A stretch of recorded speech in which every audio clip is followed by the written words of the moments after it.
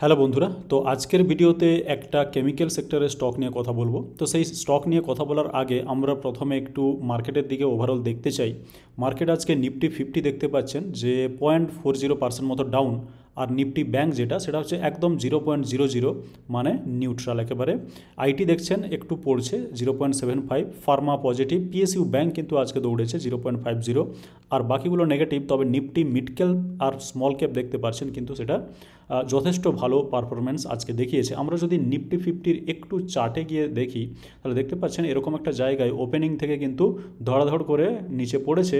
তা সত্ত্বেও কিন্তু মানে 200 ডেজ ইএমএ যেটা সেটাকে কিন্তু রেসপেক্ট করেছে, সেটা কিন্তু ব্রেক করে আসেনি।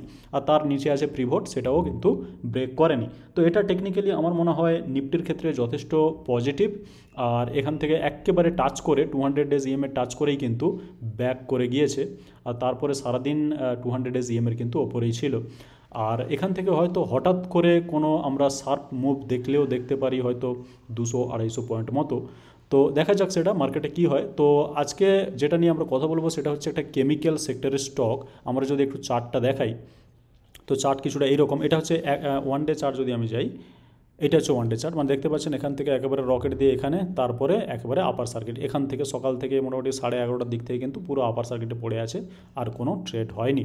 আর প্রিভিয়াসলি যদি একটু চার্টটা দেখতে চান তাহলে কিন্তু এটা যথেষ্ট নিচেই ছিল।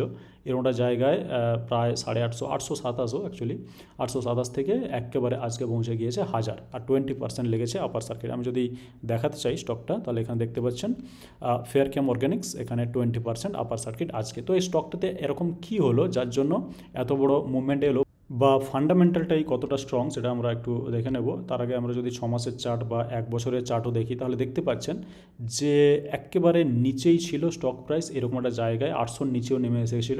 আর আজকে এই বড় একটা ক্যান্ডেল দেখতে পাচ্ছেন, সেটা হচ্ছে 20% আপার সার্কিটের ক্যান্ডেল। আমরা আর একটু স্কুইচ করে নেব, বা আমি যদি একেবারে 5 ইয়ার চার্ট দেখে নিই তাহলে কিন্তু ছবিটা এরকম দেখতে পাচ্ছেন। এরকম একটা জায়গা, এই যে জায়গাটা, এই জায়গা বা এই যে প্রাইসটা এখন যেখানে আছে একেবারে, ফর এক্সাম্পল এইটা যদি আমি 930 মতো ধরি, তাহলে 930-এর জায়গাতে এখান থেকে একটা শার্প আপ মুভ দিয়েছিল। তারপরে কিন্তু আবার এখান থেকে ফিরে এসে এই জায়গাতেই টাচ করে, তারপরে আবার কিছুটা ফিরে যায়, তারপরে কিন্তু আবার ওইরকম একটা জায়গাতে টাচ করেই কিন্তু ফিরে আসছে। তো সেখানে টেকনিক্যালটা যথেষ্ট স্ট্রং আমার মনে হচ্ছে, এবং এখান থেকে হয়তো ভালো রকমের মুভমেন্ট দিতে পারে। এখন আমরা চলে যাব স্ক্রিনারে, এবং স্ক্রিনারে গিয়ে এই স্টকটার ফান্ডামেন্টাল কিছুটা সার্চ করে দেখে নেব। ফেয়ারকেম অর্গানিক্স এই জায়গায় দেখতে পাচ্ছেন স্টকটা চলে এসছে। তো মার্কেট ক্যাপ খুবই ছোট, 1291 কোটি, মানে খুবই ছোট। স্টক পি হচ্ছে 30, এটা খুব একটা ঘাবড়ানোর কিছু নেই। আর আরওসি হচ্ছে 19.4, আর আরওই হচ্ছে 14.7। তো এই নাম্বারগুলো কিন্তু খুব একটা খারাপ নয়।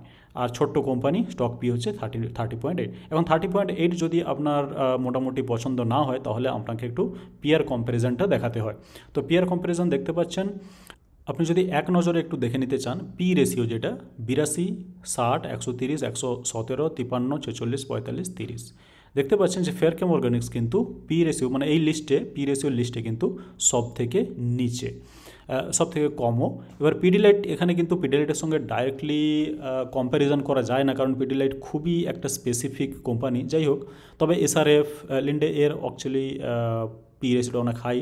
গুজরাট ফ্লোরোকেমিক্যালস, এখানেও দেখতে পাচ্ছেন যে 117। গোদরেজ ইন্ডাস্ট্রিজ 53.7 বেশি, দীপক নাইট্রাইট 46ও বেশি, আর টাটা কেমিক্স কিন্তু 45, সবগুলোরই বেশি। আরওসিটা দেখুন, আরওসি হচ্ছে 29, যেটা সেটা হচ্ছে পিডিলাইটের। আমি বলছি যে পিডিলাইটের সঙ্গে কিন্তু এর ডাইরেক্ট কম্প্যারিজন হয় না, পিডিলাইট একটা স্পেসিফিক বা আলাদা ধরনের কোম্পানি।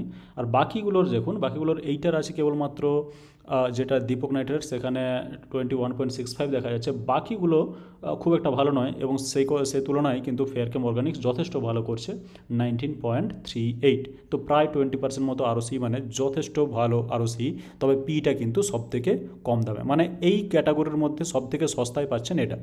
একটা স্টক যেটা এখানে ঢোকানো উচিত ছিল সেটা হচ্ছে আরতি ইন্ডাস্ট্রিজ। যাই হোক, আমরা এখানে দেখলাম যে পি রেশিওটা কিন্তু যথেষ্ট কম। আমরা যদি এখানে পিডিলাইটের যদি আমি আরতি দেখে নিই তাহলেও কিন্তু দেখতে পাবেন যে 35 সেটা এর থেকে বেশি। তবে আরওসি এবং আরওই দেখতে পাচ্ছেন 7 আর 8 করে, যেটা কিন্তু ফেয়ার কেমের তুলনায় অনেক অনেক কম, অনেক কম। এখানে 20+15 মতো এখানে হচ্ছে 7-8 মতো। আর প্রাইসও কিন্তু দেখতে পাচ্ছেন সেই অনুযায়ী প্রাইসও কিন্তু একেবারে নিচে চলে এসেছে। মানে আরতি ইন্ডাস্ট্রিজ একটা যথেষ্ট মানে হিস্টোরিক্যালি দারুণ পারফর্ম করা স্টক, কিন্তু সেটা এখন অনেক কম দামেই পাচ্ছেন। আমি যদি 10 ইয়ারও দেখি তাহলে দেখতে পাচ্ছেন যে এই যে গ্রোথটা ছিল একটা 2015 বা 14 থেকে এরকম একটা জায়গায় এসে কিন্তু তারপরে আবার নিচে চলে এসেছে এবং অনেকখানি নিচে আছে। এখানে আজকে যদি আমি 400-র কাছাকাছি প্রাইস ধরি, সেটা এরকম একটা জায়গায়, মানে 4 বছর আগেও কিন্তু ওই প্রাইসেই ছিল। 4 বছর ধরে কোনো ধরনের কোনো পজিটিভ রিটার্ন দেয়নি।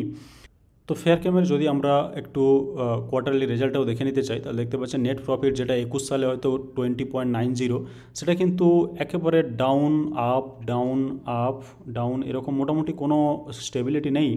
আর রিসেন্টলি দেখতে পাচ্ছেন যে 12.33, 11.6776, 13.85, তারপরে হঠাৎ করে সেপ্টেম্বর কোয়ার্টারে কিন্তু 4.01। আর সে কারণে ফেয়ারক্যামে যে একটা ফল দেখবেন, আমি একটু ছোটো টাইম ফ্রেমে যেতে চাই, যেমন 1 বছর, যে ফলটা দেখতে পাচ্ছেন এরকম একটা জায়গায় ছিল, সব কিছু ঠিকঠাক ছিল, তারপরে যে ব্রেক করে ওই 1400 থেকে একেবারে এতটা নিচে 800-র কাছাকাছি পৌঁছানো, 800-র নিচে, সেটা কিন্তু এই কারণেই হয়েছে। এখানে দেখতে পাচ্ছেন এটা হচ্ছে 26শে আগস্ট, মানে সেপ্টেম্বর থেকে, এইটা সেপ্টেম্বর শুরু, তারপরে দেখুন কি হয়েছে। তো রেজাল্ট এখানে দেখতে পাচ্ছেন যেটা নেগেটিভ বলতে রেজাল্ট খারাপ, এবং সেই খারাপ রেজাল্টের কিন্তু একটা এফেক্ট যথেষ্ট পড়েছে। এখন আজকে এই 20% যে দৌড়েছে সেটার কারণ খুব একটা কিন্তু আমার কাছে ক্লিয়ার নয়। আমি খোঁজার চেষ্টা করলাম, ক্লিয়ার নয়। তো বন্ধুদের মধ্যে কেউ যদি জানতে পারেন যে কারণটা কী ফেয়ারক্যামের দৌড়ানোর, সেটা কিন্তু কমেন্ট করে দিতে পারেন। তো এখন আমরা দেখে নেব যে এফআইডিআই বড় প্লেয়াররা কী করছে। এখন এফআই দেখতে পাচ্ছেন এখানে যেটা 21-এ 6% ছিল, সেটা সেপ্টেম্বরে এসেও ওই কাছাকাছি 6.36 একটু হয়তো বেড়েছে। আর বাকি ডিআই দেখতে পাচ্ছেন যেটা 5%, 5.32 ছিল, সেটা কিন্তু 5.16, মানে ওই মোটামুটি মিক্সড। আর পাবলিকের কাছে যেটা ছিল সেটা হচ্ছে 29.56, সেটা এখন হচ্ছে 29.17। এই বাড়া কমাটা একেবারেই নগণ্য। মোটামুটি আমরা বলতে পারি যে লাস্ট 3 বছরে সে ধরনের কোনো চেঞ্জ কিন্তু এফআই এবং ডিআই এর হোল্ডিংয়ে আসেনি। এরকম নয় যে এফআই বিক্রি করে বেরিয়ে গেছে বা ডিআই বিক্রি করে বেরিয়ে গেছে এই প্রাইস যেহেতু নিচে এসেছে, সেটা কিন্তু নয়। তো এফআই ডিআই প্রথম থেকেই যা দৌড়ে বসে আছে, এবং সে কারণে কোনো চেঞ্জ আমরা খুব একটা কিন্তু কোথাও কিছু খুব একটা চেঞ্জ দেখতে পাচ্ছি না। ছোটোখাটো টুকিটাকি কিন্তু সেলিং বা বাইং হয়েছে। তো এবার আমার যেটা পার্সোনালি মনে হয় যে এই ফেয়ারক্যাম অর্গানিক্স এটা কিন্তু মোটামুটি যথেষ্ট ভালো ভ্যালুয়েশানে আছে বলে আমি মনে করি, এবং আগামী দিনে হয়তো এটা ভালো রকমের পারফরমেন্স দেখাতে পারে। এখন আপনাদের প্রশ্ন হতে পারে যে আমার কাছে এই স্টকটা আছে কিনা বা আমি কিনেছি কিনা। আমি কিন্তু এখনও পর্যন্ত এই স্টকটাতে হাত দিইনি বা কিনিনি। যদি আমি কেনার চেষ্টা ভবিষ্যতে করতে পারি, আর যদি আমার কেনার ইচ্ছা থাকে, আমি কী করব, এটাকে প্রথমে ওয়াচ লিস্টে লাগাবো। আর ওয়াচ লিস্টে লাগিয়ে কিন্তু আমি একটু এটাকে ফলো করতে চাই যে কী ধরনের কী ডেভেলপমেন্ট হচ্ছে এর মধ্যে। প্রাইস অনেক নিচেই আছে। প্রাইস যেখানে ছিল, আমি যদি আরেকবার দেখাতে চাই, এটা 1 ইয়ার, আমি যদি 5 ইয়ার দেখাই তাহলে জিনিসটা পরিষ্কার হবে। দেখতে পাচ্ছেন এটা হচ্ছে 2000, আর এখন যেখানে আছে সেটা হচ্ছে 1000-এরও নিচে। তো এখনও পর্যন্ত এতটা কিন্তু চান্স আছে। সে কারণে আমার মনে হয় একটু দেখে শুনে নেওয়া ভালো। আর বন্ধুদের যদি এই স্টকটা ভালো লাগে তাহলে কিন্তু ওয়াচ লিস্টে লাগিয়ে রাখুন। আমি কিন্তু এখানে কোনো বাই করছি বা নিজের আছে কিনা সেটা কিন্তু আমি ক্লিয়ারলি বলছি যে আমার কিন্তু এটা কেনা নেই। আমার ইন্টারেস্ট আছে স্টকটার প্রতি, সেজন্য আমি ওয়াচ লিস্টে লাগিয়ে স্টকটাকে ফলো করতে চাই আগামী দিনে যে কী ধরনের মুভমেন্ট আসছে। আশা করি এই ভিডিওটা ইনফরমেটিভ লেগেছে। আর যদি ভালো লেগে থাকে তাহলে ভিডিওটিকে লাইক করে দিন, চ্যানেলটিকে সাবস্ক্রাইব করে রাখুন, যাতে করে আমাদের প্রত্যেকটা ভিডিওর আপডেট আপনি সঙ্গে সঙ্গে পেয়ে যান। আর ভিডিওটি দেখার জন্য আপনাকে অনেক ধন্যবাদ।